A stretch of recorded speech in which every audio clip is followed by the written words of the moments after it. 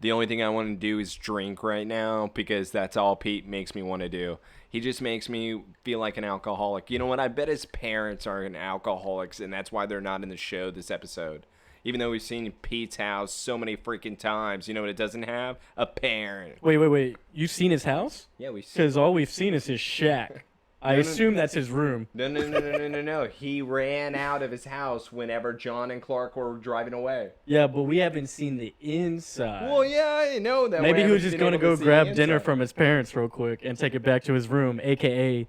the shack. So you're saying that Pete is living in the shed? Yes. There is no proof of this. Is there a bed? I wish. Oh, wait. Okay, we'll have to if you look. have a bed in there, then okay, I'm going to believe everything that you're telling me. I'm making some really bold claims right now, okay? No, you have to stick by them. You can't be making these claims and then being like, you know what, I take them back. There's no take-backs. I could take back if it's involving Pete. No. For sure. No, I could. So the other thing that we get to get into is I would just kick Lionel out of my freaking house. My God. Like, I would be like, get the blind man out of here. I don't want crazy old man, like, even near me. The whole time I was thinking, I was like, man, if I was Lex, I kick him would to just the curb. kick him out. Just get rid of him. I'd be like, wait, you went AWOL and the PT people? Get out. Why are you here? Joseph, spoiler alert, we're not going to be able to get into that yet. That's true. At You're first, right. let's go off of what he originally says at the beginning. This is just a father wanting to spend time with his son. He's such full of shit. He bro. is the biggest piece of crap on planet Earth. And I think making him blind, it makes it worse because now he's using that as just the ultimate crutch. Yeah, so everything is, Lex, I'm blind. I don't think I've ever felt this type of hatred for someone who's blind before, even in a show. Usually when they're blind, it's like, oh man, you feel bad. You see him walk into the mansion, and you're just like, with the stick, he's all tapping, just trying to figure out his way, and I'm just like, sit down. I wish he was blind, deaf, and somehow had some type of issue with his legs. Paralyzed. Lex should have just been like, oh, hey, Dad, wrong way. No, let me turn you around.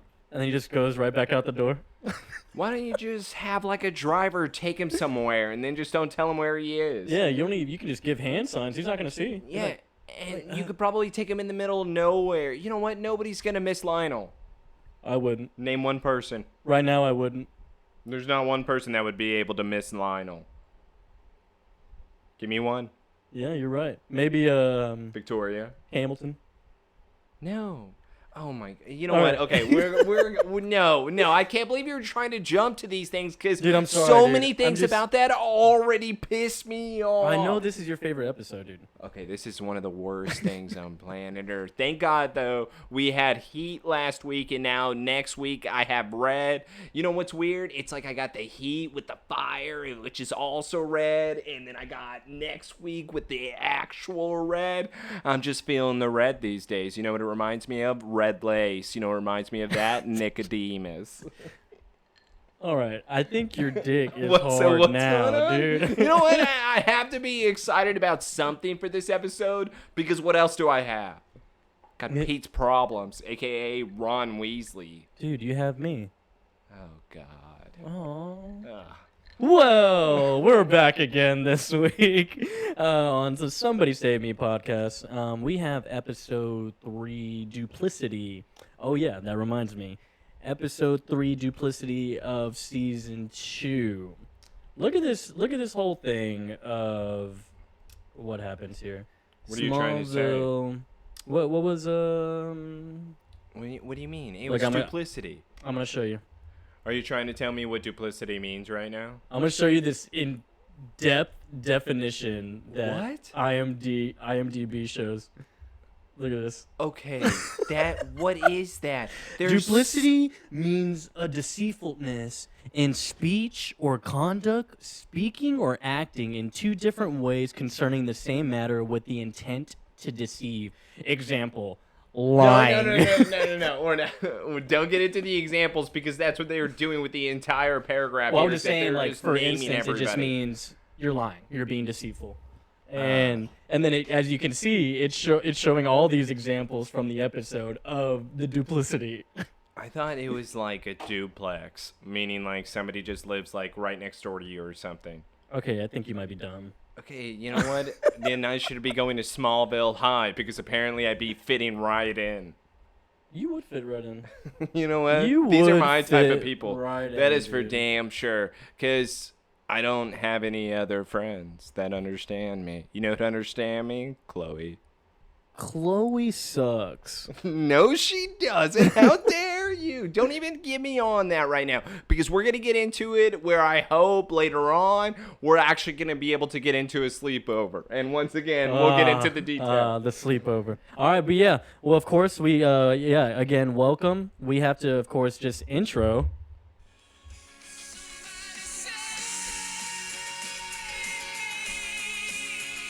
Beautiful. Wow. Beautiful. Every single time. It's the only Yeah, thing this that's is- going to make this episode great because now you should probably just stop and just skip everything else. Yeah, moment of silence for that intro. We're already done. All right, cool. Let's get it started. Hey, so let's get to the intro of Jitters. Part I'm two? sorry, Duplicity. This is Jitters part 2. This is seriously the opening to Jitters. Yeah, so we open up to the mansion, and it's already giving vibes that Jitters gave off. We have the shaking hand. It looks like it's probably Hamilton from the rear view, and you could tell it is. You could tell it's for sure Hamilton. It's the hair and it's the slacks. The way he dresses, too. And it's the overcoat. You can easily tell exactly who it is. Which, by the way, he has no control over his left arm. Yeah, this It's man truly tweaking as if he has jitters. And I don't like how he's walking down the hallway. Why is he walking down there like so deceitful? Hold on, just to pause it real quick, because to your point, he then even walks in completely normal right now in front of Lex. You know what he looks like whenever he's walking down that hall? Is the Matt Reeves Joker whenever he's like walking around being like, yeah. See, you know what? That's exactly why the new Joker pisses me off, because he shouldn't be looking like Hamilton in Smallville having the tweaks. Yeah, he looked like a crippled Joker. And But look, he's just walking in normally now as if it's nothing. He saved up his entire energy for this, but he still can't control that left hand. Yep, and Lex was already expecting him, so we can't even do it unannounced here. He was expecting him. He called him in. Hamilton's like, "Why'd you call me in?" Well, I hate progress reports.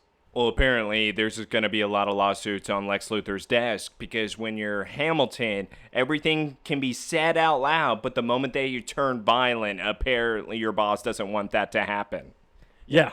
And I mean, he notices his crazy hand or arm as he walks in. He's like, okay. Well, he's completely even saying this guy's a liability at this point. I can't trust this man whatsoever. What am I going to be able to do?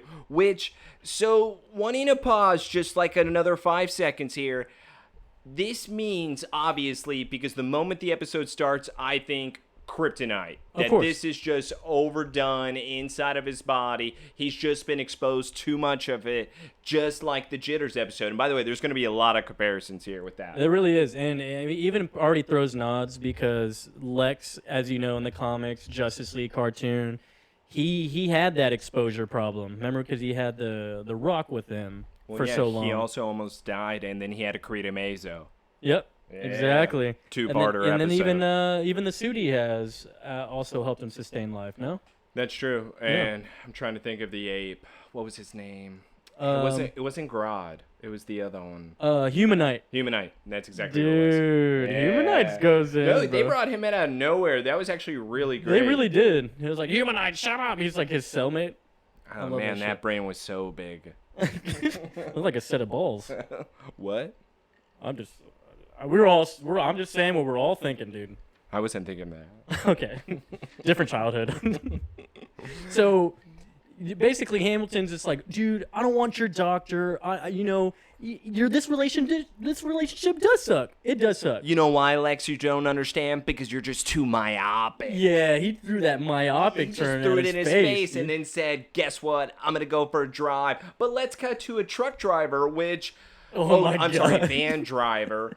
And he's just eating his sunflower seeds. And the moment that we're showing Hamilton leave the office, and then you have this guy, it's okay, there's going to be some type of accident. How is it going to happen?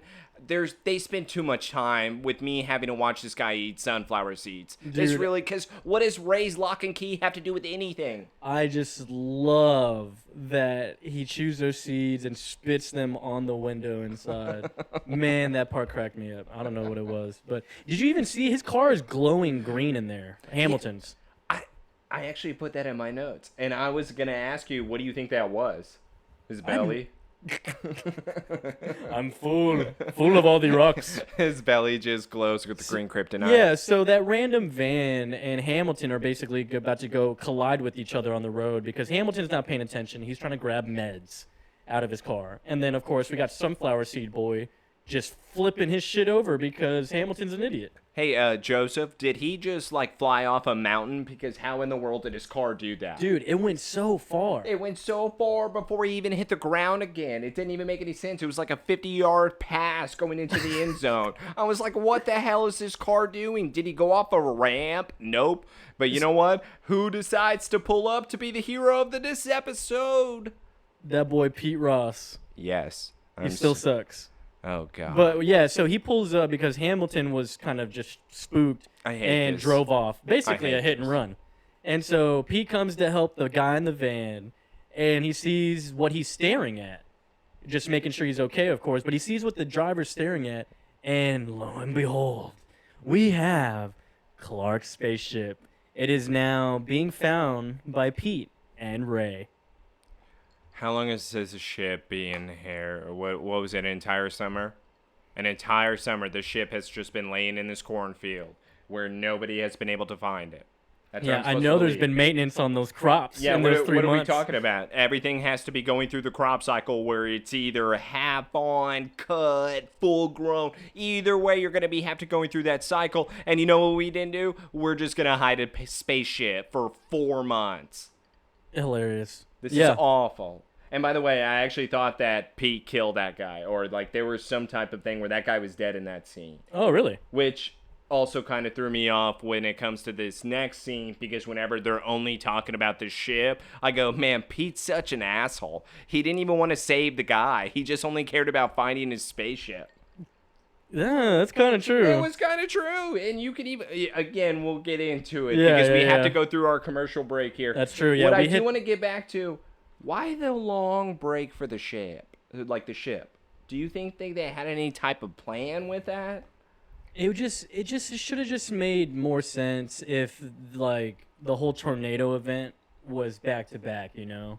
To put that little gap in there really just causes these questions and concerns. Why would it just still be laying there? I know that's someone's field. Someone has to do maintenance on it. No one did maintenance in the past 3 months and saw a huge ship just laying there? It was an entire summer. Entire summer. It was the entire time. Clark was not emailing Chloe. He was too busy cleaning up his barn. And then you had Lana being able to just make a breakup tape for Whitney. What do you mean? I hate that shit. Why do you hate that? That breakup tape is so stupid. What I love more than anything is that she used everybody to soften the blow first to just say that, hey, Whitney, everybody misses. But guess what? Yeah. I'm going to end this. Yeah, she's like, oh, yeah, you know, they're all happy to say hi. I hope you enjoyed seeing them. Now this is what's going to happen. We're done. Guess what? I don't like this relationship. Your basic training's going bad. Now it's going to go worse. Remember when you said that you didn't have anybody and that you should be wanting to have somebody around you? Well, guess what? Nobody's going to be around you now. You lost your dad. Now you lost me. Ooh. Shots fired. She said that during one of the episodes. I want to bring up, too, did you see the car Pete pulled up in? Man was driving. Why is everyone driving these classic cars around town? I have no... We're going to need the brothers on the episode to be able to answer this question because they said they were from Kansas. They said they grew up in this type of town. So they're going to have to explain the classic car thing to me. That's right. Because I completely agree. You're trying to tell me that Pete's family, who was working in the cream corn factory, is able to afford a vehicle like that? Fuck you. Dude. Yeah. Jesse, Zach, I know y'all are hearing this, man. We need answers. We need answers, Kansas residents. All right, so let's get back to Steph Curry.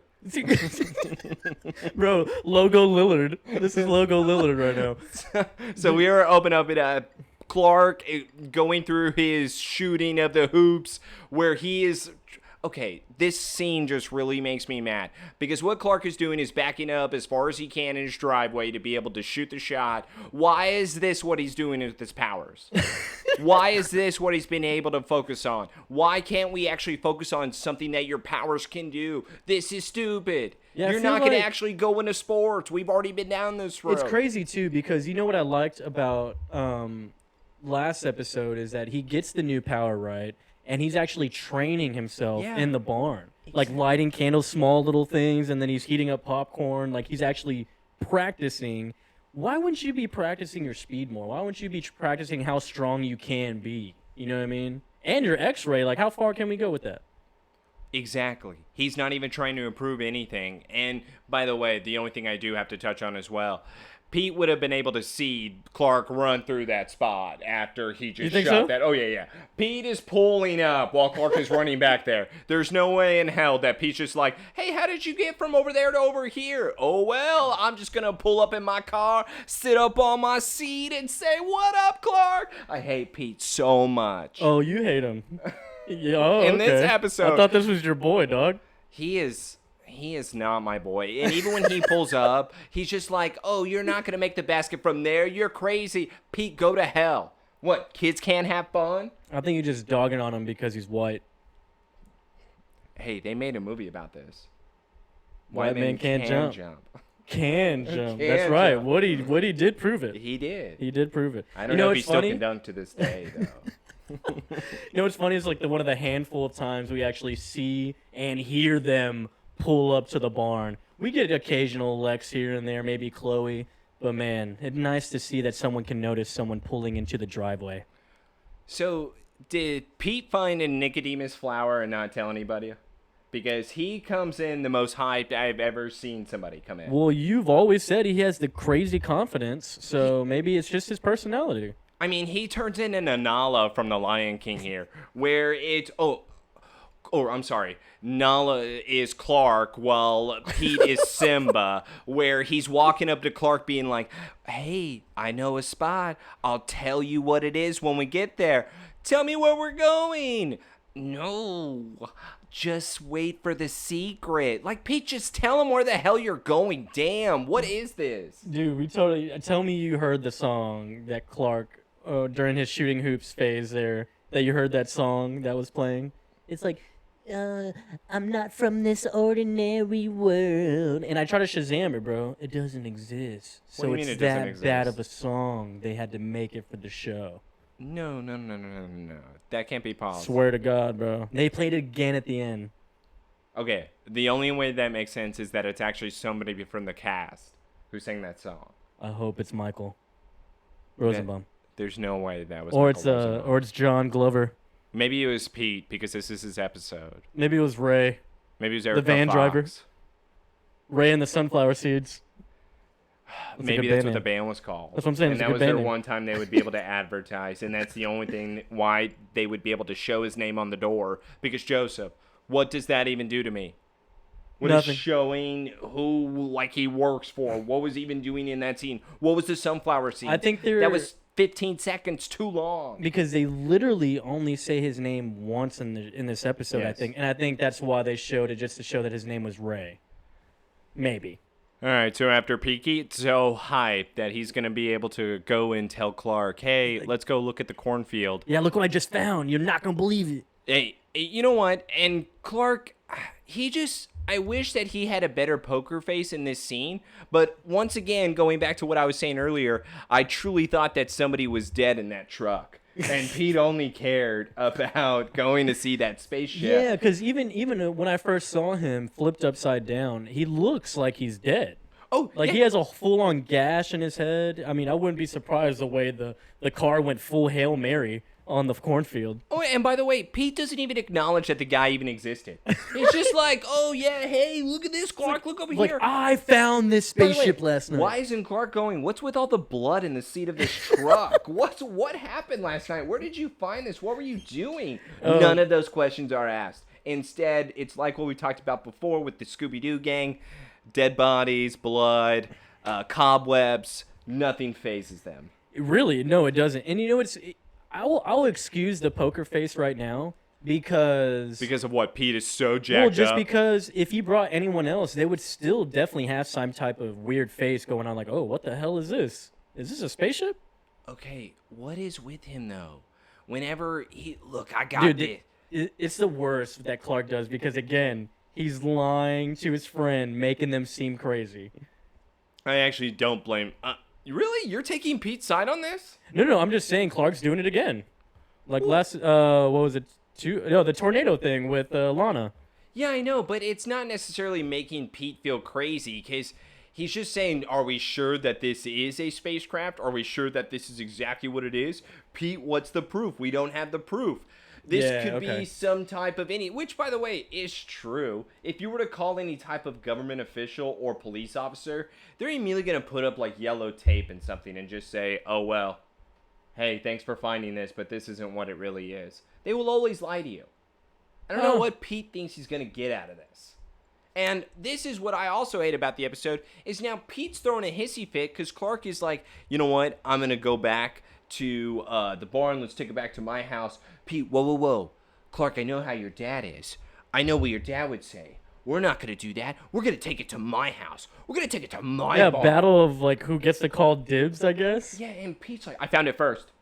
Yeah. It's like, dude, grow up. Dude, chill out. How about we just take it somewhere? Hey, Pete, how about since we're using my father's truck, I'll decide where we take my father's truck. Right? Because he even asked him, like, oh, no, bring your truck. We got to go get some. Boom. It's like, I got dibs now, buddy. I'm the captain. Look at me. Yeah. I am the captain now. Hey, you know what, Pete? If you don't want to take it to my barn, that's cool, man. Find another way. Find another way to get this ship out of the cornfield. Clark needs to be able to play some type of bluff, because the other side of it, too, is Clark now knows where it is. So he can just run back later and get it. That's facts. By the way, that's all really Clark has to do this entire episode, which is why it also makes me mad. He could truly just stake out whatever Pete's going to do and then just wait for his opportunity to just take it and run. That's true. Yeah. It'd be too easy. Too easy, bro. He's 15. He should be able to think of these things. Hey, man. He was just 14. Cut him some slack. All right, you can now get into the father-son relationship. So they take obviously the ship. They're going to go take it back to Pete. So we get to the mansion, and I love Lex's face. As soon as he sees his dad walk in with the cane, he's like, oh my God. Well, he's truly like, I'm sorry, I wasn't even expecting you. What the hell are you doing here, you crippled old man? I don't feel bad for Lionel at all. How could you ever feel bad for him? He was such a horrible person. Which goes back to Lex should have just allowed the storm to take his father. Oh no, another pillar fell on his face. Lex, how did 5 pillars fall on him? I don't know. Hey, so technically Lionel's unannounced here. Yeah, no. You would be able to put him as Imagine a blind guy being unannounced. Are you trying to... What? I'm just saying, they would give warning, Like, hey, I'm blind. I'm going to be there soon. Is that a thing? I don't know. Do blind people usually, warn people? They should. You know what? I mean, their voice still works, right? Hey, you know what? At least, Did you just say at least their voice? Yeah, their voice still works, right? So, I mean, I'm sorry you can't see, but hey, be vocal. You know what? At least Lionel is being honest with Lex and telling him he's just wanting to spend some father time together. And Bullshit. then he says, Lex, I can tell by the sound of your voice that you're not wanting me around. Why would he want you around? Dude, that's exactly what I thought. I was like, why? Like, in your right mind, Lionel, I know you're probably maybe being sarcastic, but you have to think in somewhere in that giant mind of yours, your son doesn't want you here. Your son wants nothing to do with you, Lionel. Yeah, I wouldn't want him there either. And I love that Lex is like, no, Father, I'm just really concerned about your well-being. I was like, Father, dude, cut that shit out. Dude, cut it out. And that's Call him Lionel, practically. Shit. It's like Lex says something where it's like, man, that's harsh, or he makes the sound of his voice make it seem like that there's something else going on, but then he takes it back like 10 seconds later. Yeah. And you're like, dude, just stick with it. Hey, man, it's like, we don't need split personalities here. Yeah. All right? Yeah, save that for Moon Knight. Oh! Whoa! We don't talk about Marvel here. I'm sorry. Next scene, we are going to the Talon, where... Oh, God. Okay. I'm going to assume that this person's going to be coming down the line later on as a villain, because we have Nell and Dean, her new boyfriend, sitting at the Talon, telling Lana how to organize her establishment. Dude. I would whoop this man's ass. The nerve of this guy. The nerve of this guy. The audacity. Because even Lana raises her eyebrows like, oh, you telling me how to run my business? Isn't this your first time here? Lana should be looking at Nell going, is this your boy? Is this your boy?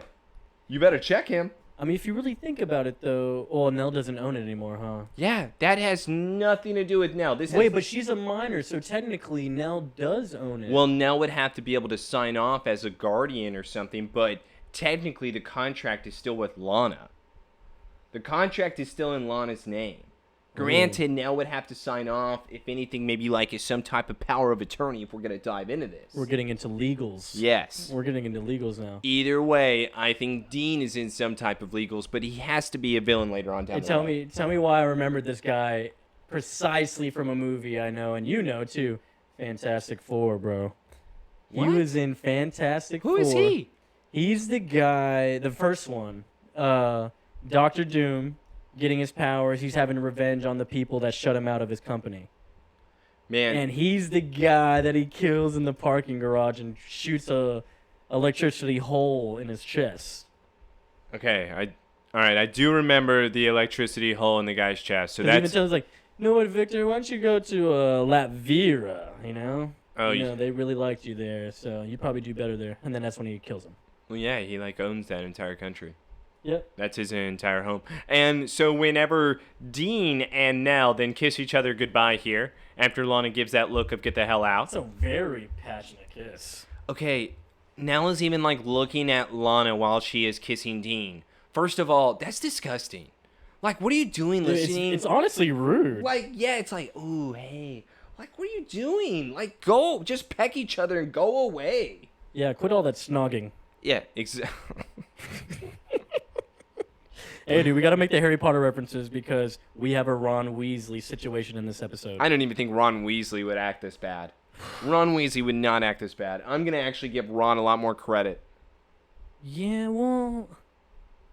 Yeah. No. I'm giving Ron a little bit more credit. Okay. Because he at least uses Hermione eventually to then try to, like, mend their hatred towards each other. I'm not an owl! Classic. Yeah, so it honestly is rude what Dean did there. I feel like common sense, you don't do that in front of the minor, you know what I mean? And so Dean leaves, and it's just Nell and Lana, and Chloe walks in, and Nell goes, hey, yeah, how's it going? How was the sleepover? Yeah, how was the sleepover with the studying? And Lana could not be more obvious in this situation where if I'm Nell, the aunt, I'm immediately going, you're grounded. Yeah, you're filthy piece of shit liar.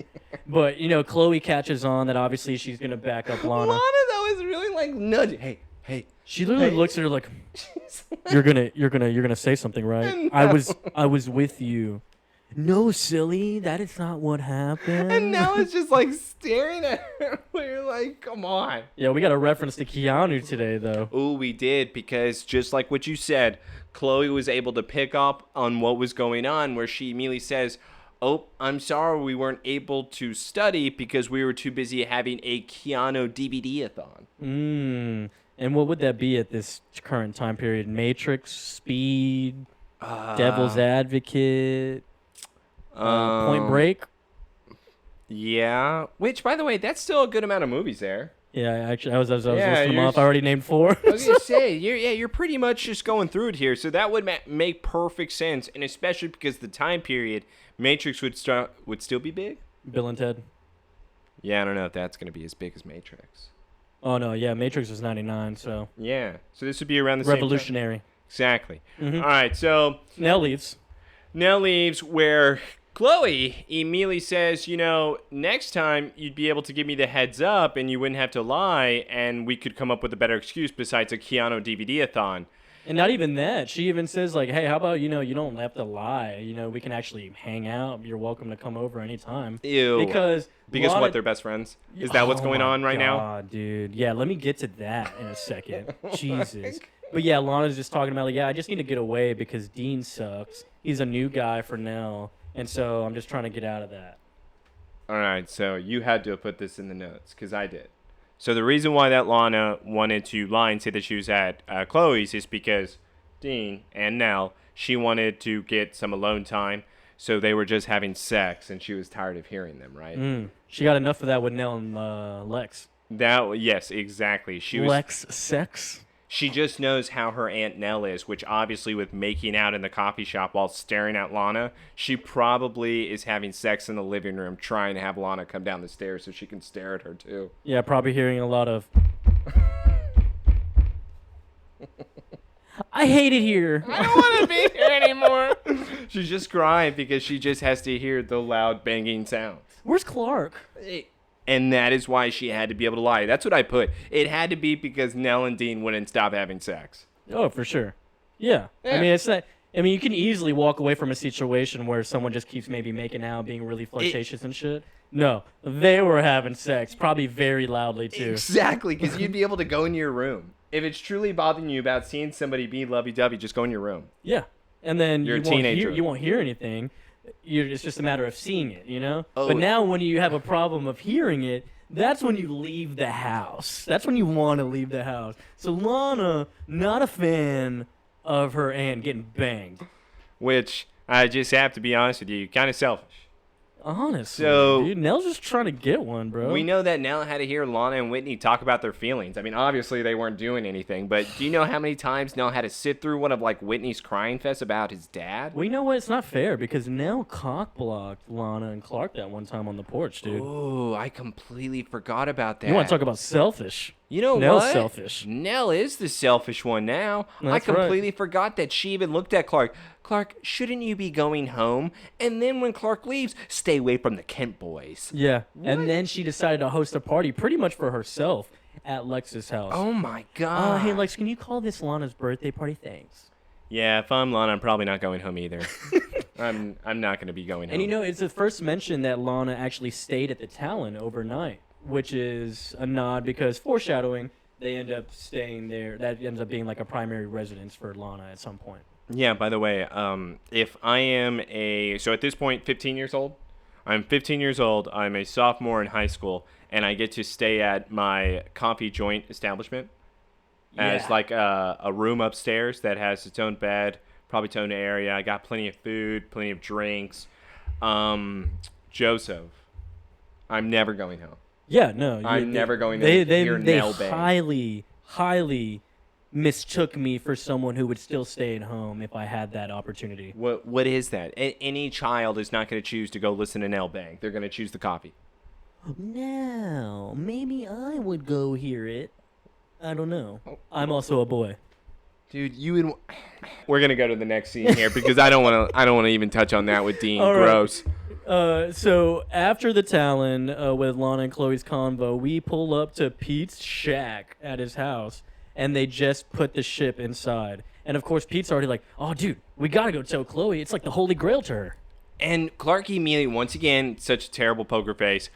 No, Pete, don't do this. Dude, he's coming up with the craziest excuses. But Clark is sort of like, come on, she's going to write about it. Yeah, I know, man. That's the idea. That's the Because point. then we're going to be able to become movie stars. Why would they ever write a story about this? You know what's crazy? Why would they think Pete's a movie star? I don't know if you remember in Man of Steel with Zack Snyder movie. Yeah. Pete Ross is the bully, ends up being the nice little church boy. Yeah. And then he ends up being the grown-up manager at IHOP. Yeah, so... Wait, that's really mean. Yeah. You know what? Zach had to be a fan of Smallville, and he must have just hated this Pete Ross. Oh, yeah. He immediately wanted to make sure, I'm going to give him the worst thing I could possibly think of. It was so funny watching that movie the first time, and I was like, this is Pete Ross. I remember him being, like, not the bully at all. No, he's never the bully. But he still sucks. He still sucks in this movie. No matter what he's in, no matter what type of attitude Pete Ross has. Zach's in the storyboard meetings like, I want to put Pete Ross in this, but hey, I was a big fan of Smallville, so we have to keep it consistent. he has to suck. Y'all, I'll leave it up to y'all. I'll leave it up to y'all. Make him suck. Make him suck. Throughout the whole film. Throughout the whole film. Throughout the whole film. It's like, so get this, Zach. He's a bully, right? Okay, I love it. I love it. Okay, he becomes cool with Clark for a little bit. Okay, cool, because they're best friends in Smallville. And we make him a manager at IHOP when he's Superman already. So Clark leaves him behind? Son of a bitch, I'm in. That's definitely how it went down in the storyboard meetings. Yeah, there was definitely a lot of crapping on Pete. And I think it is well deserved after this episode because Clark does make up some reasoning behind it where it's, we don't know if this is going to be a legit spacecraft, so we shouldn't call her because otherwise she'll write a report about us, about how dumb we are. Yeah. This is a terrible excuse. And I love it. He's like, I don't know about you, Pete, but I'm not willing to risk it. Are you? Man, Clark, that was a great reason. You know what? I believe you. Nothing's going to happen tonight. Look, he tells him, he's like, yeah, so how do you think we open it, Clark? So he's like, you know what?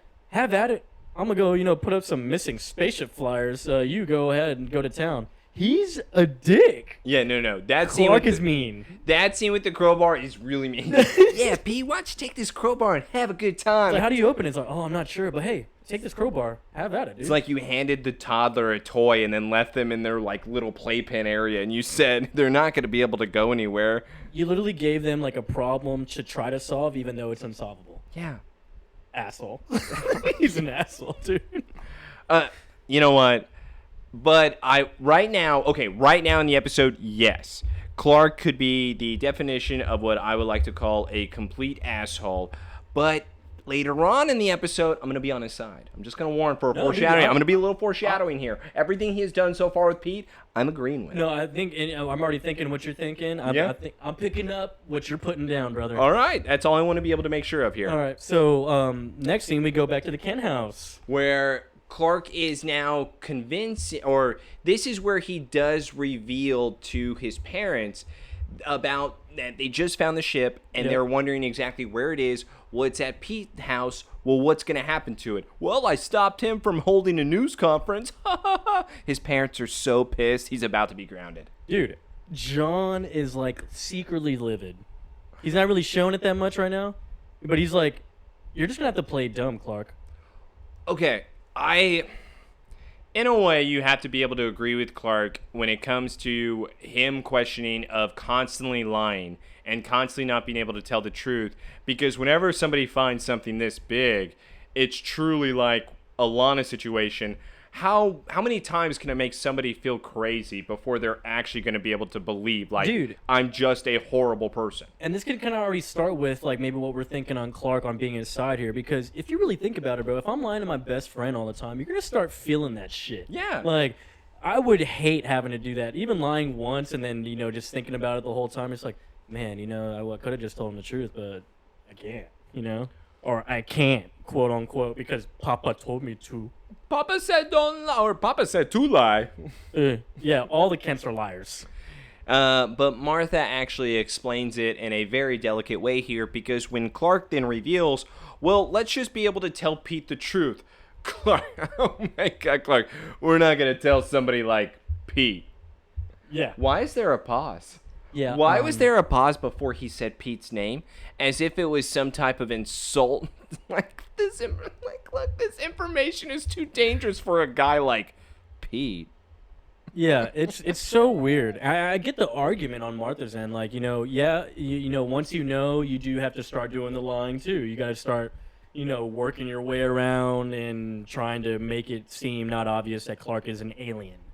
But they basically shit on Pete here. This also goes back to kind of the superhero tropes of just once somebody knows your identity, that then immediately makes them a complete danger, because now if a villain knows that person knows who that hero is, that person obviously is going to be able to be used against. The villain will take them, the villain will torture them, the villain will do something in order for them to be able to reveal the secret. It's the classic hero identity thing. The villain finds out who the hero is. They're going to be like, oh, you're this person. I know who all your friends are, so I'm going after them, whether they know or not.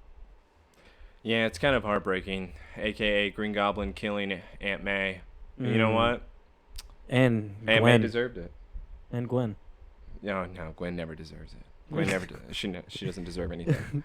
All right, so now going back to the hospital here before I cry, we are now going to Hamilton, who is still having his shakes.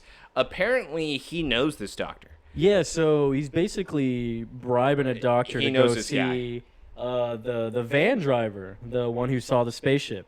And so even the doctor's like, dude, what is wrong with you? You look like your hand's going crazy.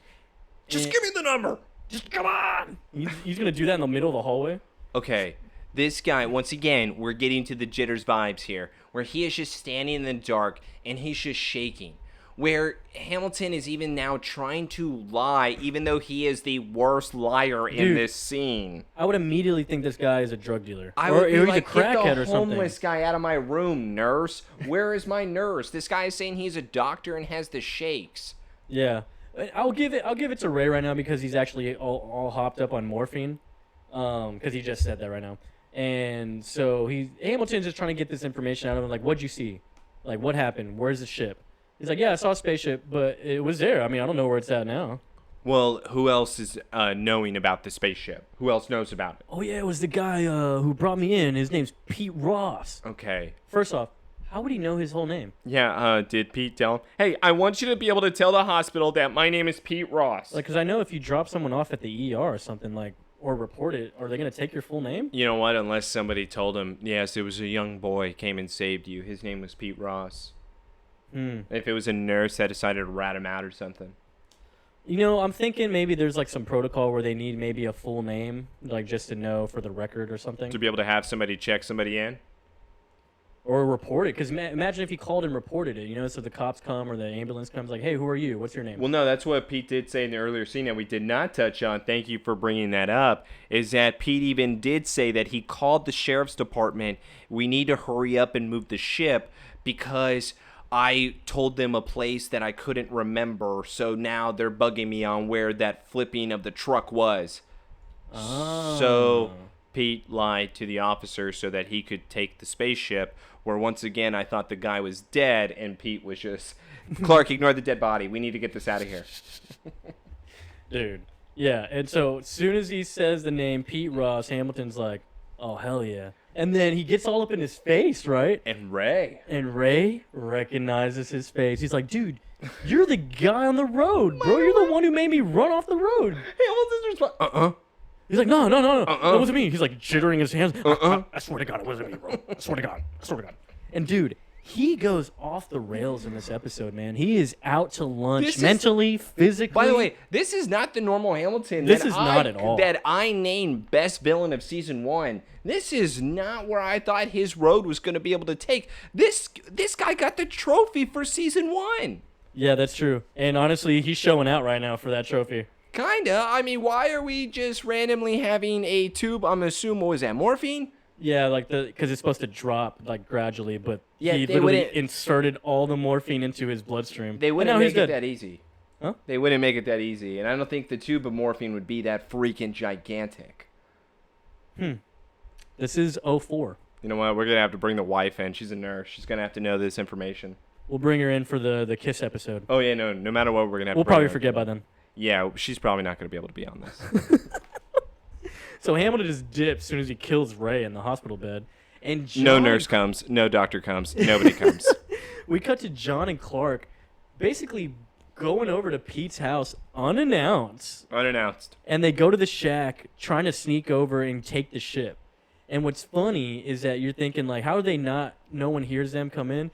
But guess what? As they leave, Pete's outside and seeing them drive off the property. By the way, when this first happened, too, I was completely shocked that the ship was gone.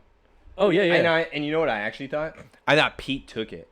I thought Pete knew that Clark was actually, like, making him, like, feel stupid. I'd love that. And that would have been great where he's like, I really don't trust Like, if you you at just, all. even if you just thought of, like, not keeping it in the shack, maybe you just decided to move it somewhere else on the house or something. Exactly, and it probably would have made more sense to me than who ends up taking the ship.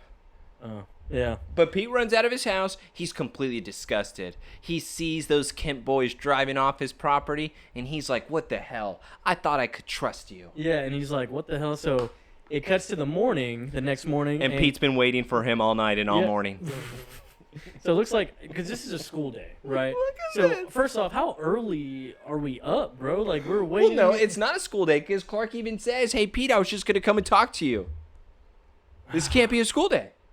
But, dude, they go to school. They literally wear the same outfits. How early is this? That's what I'm saying, Does school dude. not start until 11 a.m.? What is up with the daylight savings over here, bro? What They is- got sunshine at 5 a.m.? What? Okay, they have way too much time in the morning. That's what I'm saying, bro. Like, I understand Clark's situation. He can get somewhere in like a split second, but it's like, bro. This is also beautiful, though, too, is that Pete then obviously comes over and he's explaining to him, being like, hey, well, the ship was taken, Clark. Do you know what happened to it? He's actually kind of chill about it, too. He's just trying to probe Clark to, like, tell the He's truth not or something. chill about this at all. Well, no, because he's, like, smiling. He's like, man, yeah, I don't know. Like, the ship's missing, man. Yeah, okay. And then he's like, oh, well, guess what? I'm sure you did do something because I saw you on my property last night, Kent. Listen, wait, Pete, you don't understand. You know what, Clark? You don't understand. Yeah, listen, I am so sick of Pete already. I am just so sick You know of what we this. should do? Let's just start calling him Peter. You know what I would do in this scene? I would actually, in all honesty, I would have Jonathan take care of this. If he's my father and he was there with me last night, I'm putting all of the plausible, deniable, Dude. all of the excuses on Jonathan. Pete, go talk to my dad. You know what? Dad, get out here. That is a damn good point. That's what I I'm would gonna do. side with you on that 100%. Yeah. My God, because he's the one who said, play dumb, keep lying to Pete. He was All the right, adult in let's the go to situation. Pete's house now and try to steal the ship. Pete And even said, I saw you and your dad. And it's like, okay, Pete, let's go ask my dad then. that's true, because he tries to And kind of I throw would his dad in twist there. this to John, be like, you want me to keep lying? All right, here you go. Hell yeah. You know, it'd be funny, too, because John would be mad at Clark about that after. Yeah, Martha, go get the kryptonite belt. He'd be like, Clark, what the hell, man? You're supposed to lie. Why are you making me lie? You know what, Clark? I had some chores I needed to finish up. Maybe you could help out. Yeah, he goes and grabs John. He's like hammering one nail in. He's like, Clark, what do you want, man? I just started working. But yeah, seriously, I'm putting it all on my dad. Yeah, and so basically Pete's just like, well, tell me the truth, man. Okay, by the way, Pete, seriously, just wait till Chloe hears about this. The real Clark Kent. It's going to be on the headline, the news article. What the hell, He's dude? the biggest tattletale. What in the world is your problem? And that article will last 5 weeks, huh? How do we go from 0 to that? Yeah, I don't get it. And so what's cool, you know what I liked about this episode is because this is actually a very memorable moment for me. When I first was watching this show back in the day, of course, Of course, it you'd was be a remembering very, Pete's it was episode. a very big deal whenever this happened. I remember him clearly speeding up to Pete as he's driving away because Clark is honestly finally fed up in his head. He's like, you know what? Fuck it. I'm just gonna tell Pete. I'm gonna go tell Pete, and I'm gonna stop his damn car as he's trying to drive off. And dude, that's what I probably like most about this episode. Besides Hamilton going crazy. All right, so, yeah. Yeah, so I like I know. said, Pete tries to drive off.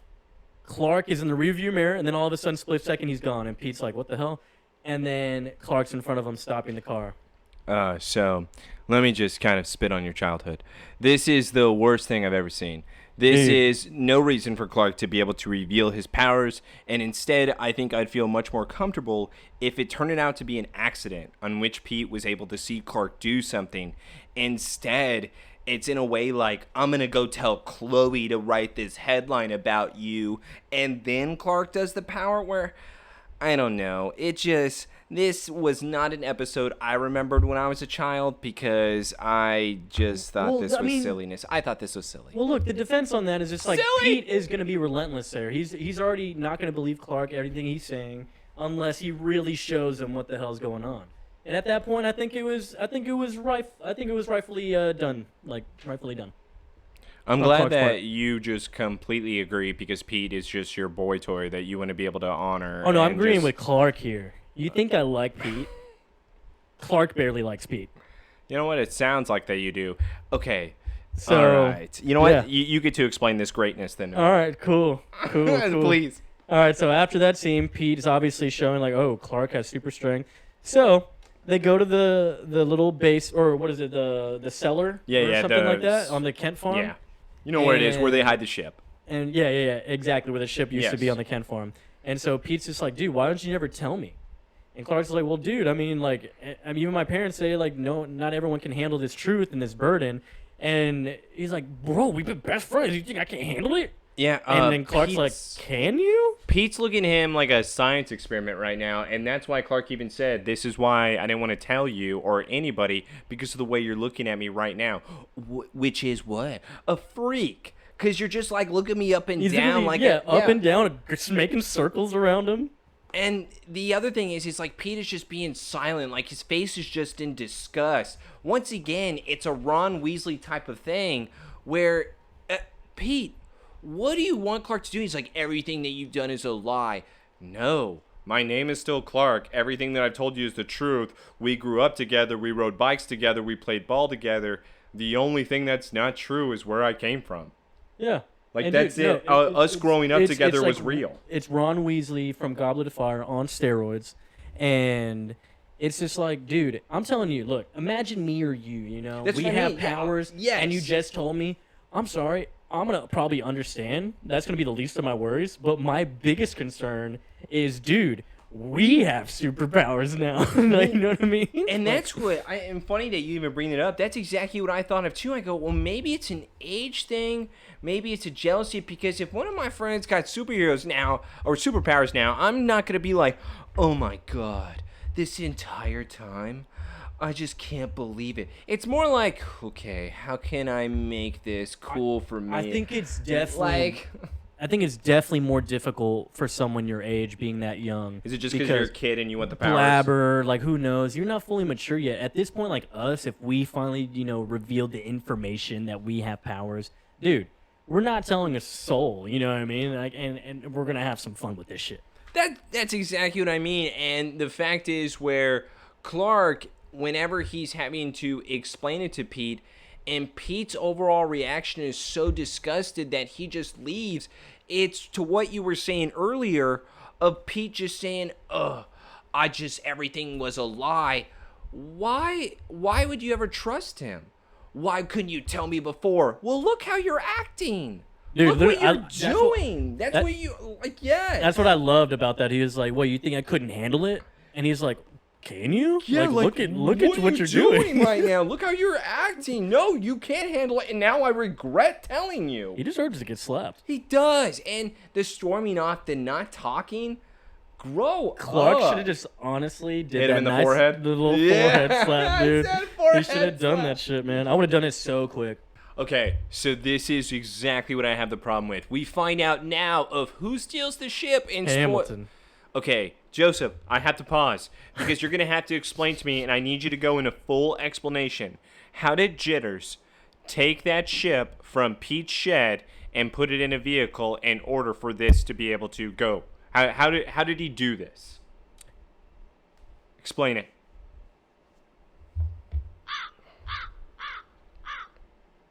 What is that? Are you in a desert? I just it's like a. What is that? It's like a awkward moment because I have no answer for you. I don't know how he got it there. He doesn't have control over his left hand.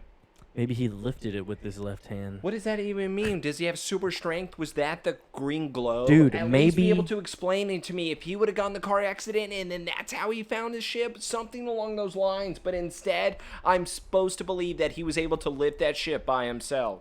Maybe he is Ashitaka from Princess Mononoke. That's what it is? Yeah. He's Ashitaka from Princess Mononoke. He's got the demon arm. Okay, that is not what he is.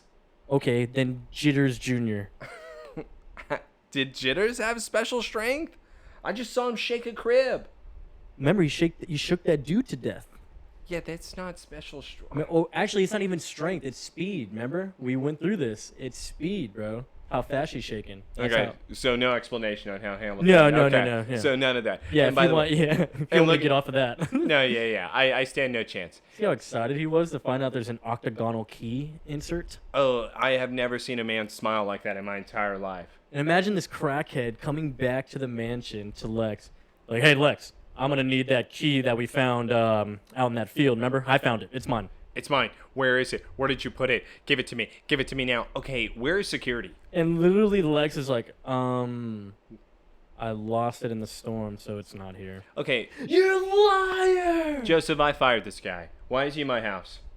I've already had people with lawsuits saying that he became violent with him. This man is not ever going to be in the house. He's not ever going to be in the office. In fact, security, we can shoot him. Well, at this point, I think he definitely does say that when he leaves, because after you knock all of my shit off of my desk. I'm going to have to clean that up. Oh, I'm sorry. My maid is. You're going to pick this shit up? I'm a Lutheran. Hey, bring me another thing of screwdrivers, and then I want a cleanup. Yeah. Come on, Nadia. Hurry up. That'd be amazing. I'd actually want to see that scene.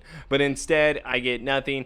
And Hamilton's unannounced here. okay, I am so bothered by what occurs next, where Lex is completely just shooken up by everything, where he's just like, get the crazy man out of here, whatever.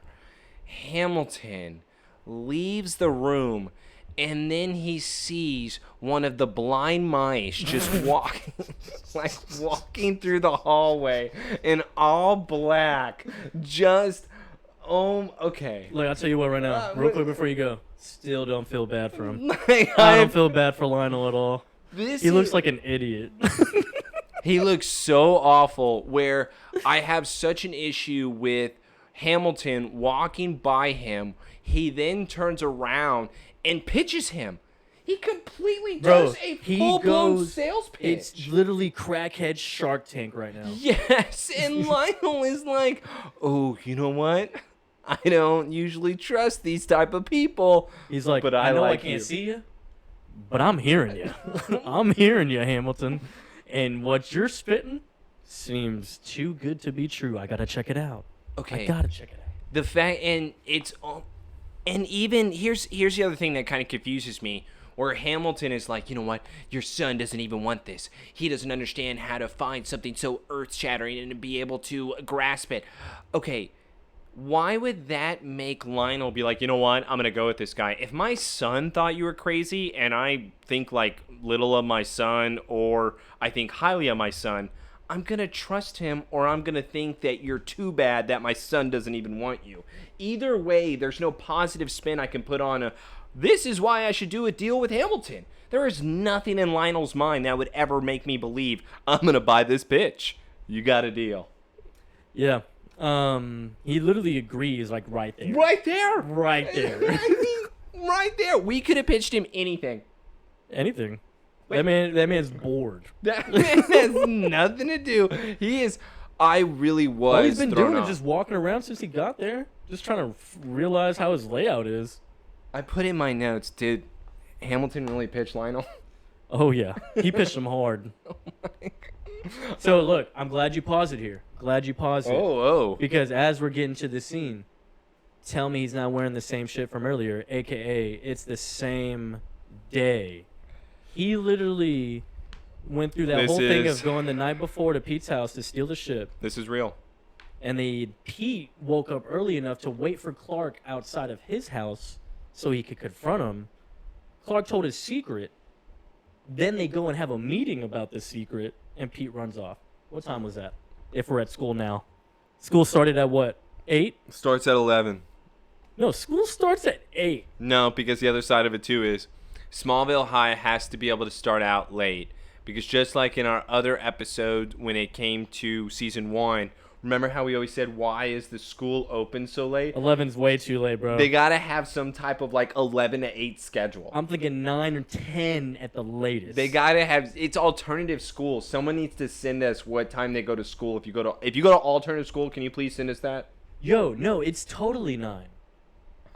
9 o'clock a.m. You're is like the so- universal high school time, bro. Okay, then let me give them the benefit of the doubt then.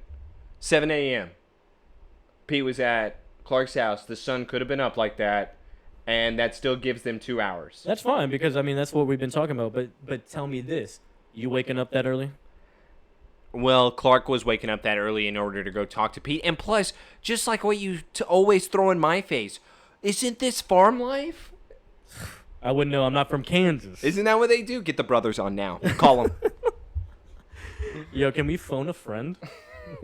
So now we have So yeah, we have established it's the same day. same day. Same morning. Where Clark is now walking down the hallway singing, ooh, ba biddy diddy dum. And he sees Pete, where Pete somehow is pissed. And I probably, in this entire scene, would have punched Pete if you would like to now take it from what Pete decides to do. He's such a little baby, dude. He is the biggest crybaby. The other day when we were moving that ship and you said that it was heavy, it really wasn't, was it? Oh my God, you're such a liar. Whenever you said that you missed the bus and yet you got to school before me, you never get rides. You don't have any friends, Clark. So tell me this.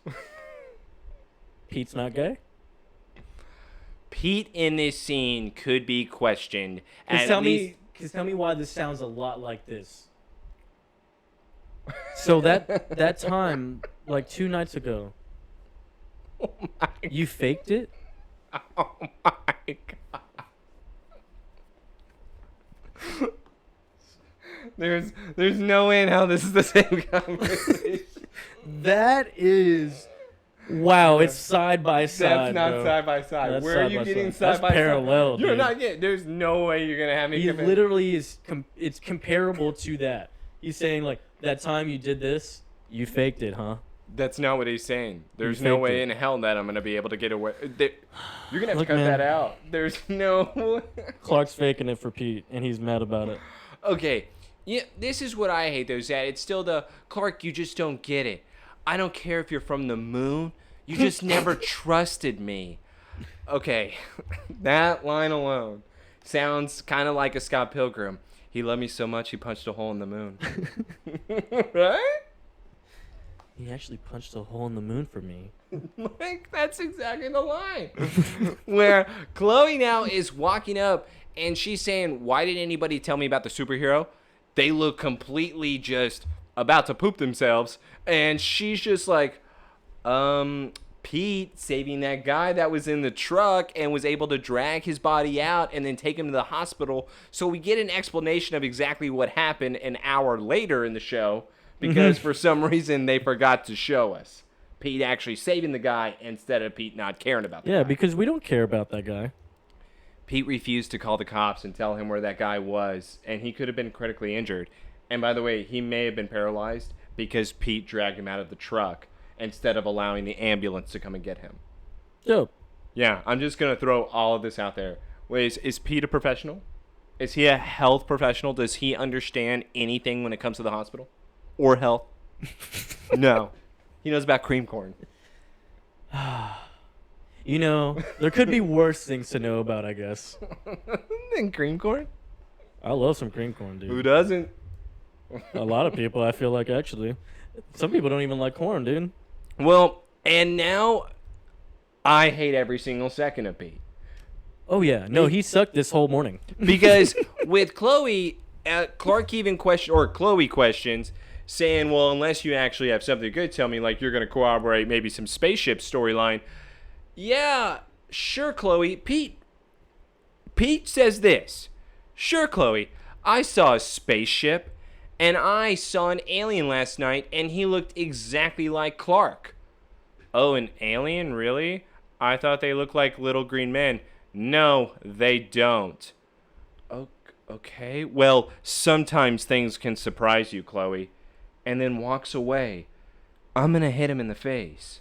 You know, he technically could, how fast he moves. I'm going to, and with all the burning of the bullet with my eyes last episode, I have supersonic speed. I'm going to hit him in the face. Yeah, and he tells Chloe, it's just guy stuff. Don't worry about it. Well, anyway. Well, Pete walks away so serious where it's like, dude, what are you trying to do? Like, I'm actually going to be really, really mad. You already tried to scream in the hallway so that all the other classmates could see that you were yelling at me. And now you're trying to rat me out with Chloe. Pete is the worst person alive in this episode. And yet, if I'm Clark, I'm having to deal with this? I'm having to deal with this guy? No, I'm not putting up with this. I would be so angry that he now knows my secret.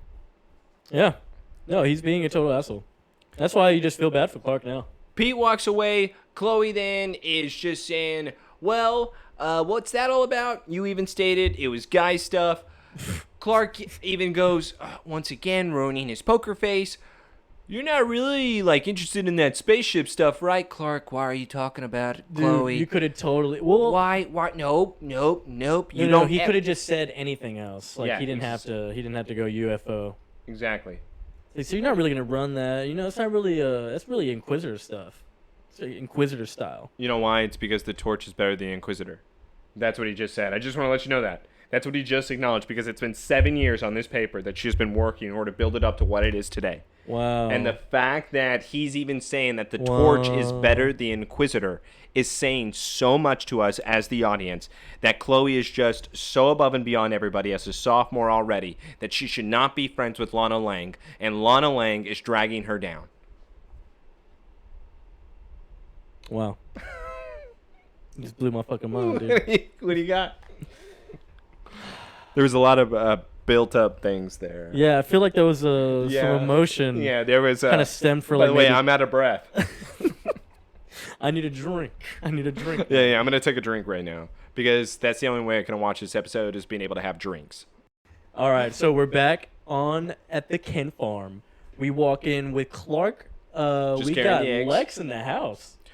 I got Lex in the house. I love this. This was so kind of like childlike for me, where, well, I came over and your mom said I could wait for you. Your mom said I could wait in the kitchen. Hey, Clark, I've been waiting for you. How you doing, buddy? What are you doing here, Lex? Oh, you got eggs? It's just funny because this is kind of where a lot of the episodes that I'm beginning to notice have very similar themes with all the characters. So just like with Lana earlier, of her trying to get out of the house with Nell, we now have Lex being wanting to escape his own home because he's tired of looking at his dad. Whoa, wait, Lex, doesn't it have 75 rooms in your mansion? Lex, listen, Clark, my father being in the house, it makes things seem a lot smaller where I don't have a lot of room. Clark then gives kind of like a little bit of a reaction here. The only thing I truly hate about this scene is, just to pause it real quick, is that Clark even questions, being like, oh yeah, well, how is your relationship with your dad? Do you think it could ever be what it is? Well, normally, Clark, whenever somebody lies to me, I'm not ever able to repair that type of relationship. They are dead to me. I want nothing to do with them. Lex then immediately, 10 seconds later, starts asking, hey, where's that paperweight that I gave you? So you just, that octangular paperweight. So you just talked about how you hate liars, and then you just lied. That's what you just did there, Lex.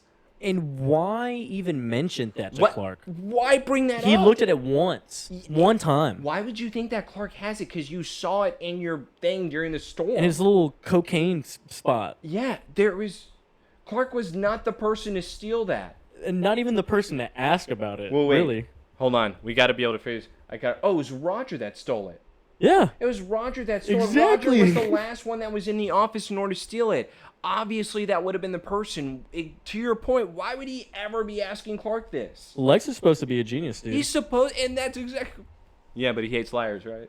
Hey, don't lie to Lex. I can lie to you all I want. Yeah, he's only been lying to Clark the entire season so far. And you know what's weird? Because they give the vibe that Lex is kind of suspicious, I guess, of Clark's answer a bit. But you can see it. And it's like, why? But he actually has a legitimate excuse he just gave you. Like, it literally probably did fly away with the debris, you idiot. You had a whole pillar about to fall on your father. To what we were just mentioning, Clark had no reason. From what we have seen with Clark around that paperweight, there's no way you could ever believe that Clark had an interest in it. Right. There's no way. He literally looked at it once, was like, that's cool. And he even put it down. Yeah, he put it back where it was. He didn't even stare at it. Dude. It's just bad. Even though Lex now leaves, Clark looks down, completely devastated. He knows that his friend is hurting. He knows that there's a lot of secrets that are just not being said in this episode. Duplicity. Everybody is holding a lot of things in. We got a lot of lying, a.k.a. duplicity. Exactly. And we go to the next scene where now it's Lionel at Hamilton's little shack or lab. And, of course, Lionel's just feeling on it. And, of course, he's like... Nah, feel that. He's like, why would I just believe this is a spaceship? And then, of course, Hamilton's given the classic, this alloy it's made of is not even on the periodic table, bro. Feel this hole here, Lionel. Yeah. Feel this finger. Do Touches you his feel hands, makes him feel the grooves of the ship. this was the shape, the octagonal shape that Lex and I were looking for, and we found that key. This is the key that's going to open the ship, and I will provide you the proof that you're asking for. What does he get? I don't understand what Hamilton is getting out of just telling Lionel, and I know that Lionel even says here, well, the moment you show me the key is the moment I'll give you that funding. But if Hamilton gets that key, then he can open the ship himself, and then he can get the funding from whoever the hell he would want at that point, because obviously he has the proof that he needs. What is he getting out of Lionel here? Not much. Literally, maybe just to... I don't think his goal is to make him really think about it now and like start to investigate it, but I mean, he's just really wanting the key now before, I guess, whatever. I don't know what Hamilton's trying to do here. Yeah, and it's because Lionel doesn't have it. He then is like begging, and this is the thing that throws me off. He's then begging Lionel, be like, oh my God, unfortunately, Lex had the key and he won't give it back to me. Lionel then says, well, he doesn't have it, I assure you. Well, then who does? That's the question you have to answer, Doctor. Okay, Hamilton was just asking Lionel that very question. And then Lionel then says, if you can answer that, then you'll get your funding. Hamilton is then smiling. He's like, so happy. Why would you be happy? You don't even know where it is. You were just thinking that it was at Lex's place. Now you have zero idea of where it could be, but yet him saying if you could find it, then you get your funding. And how would he find it?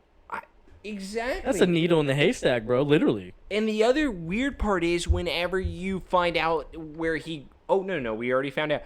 So when it comes down with Pete, of him knowing that Pete Ross was there, it's like, that's who you think has it?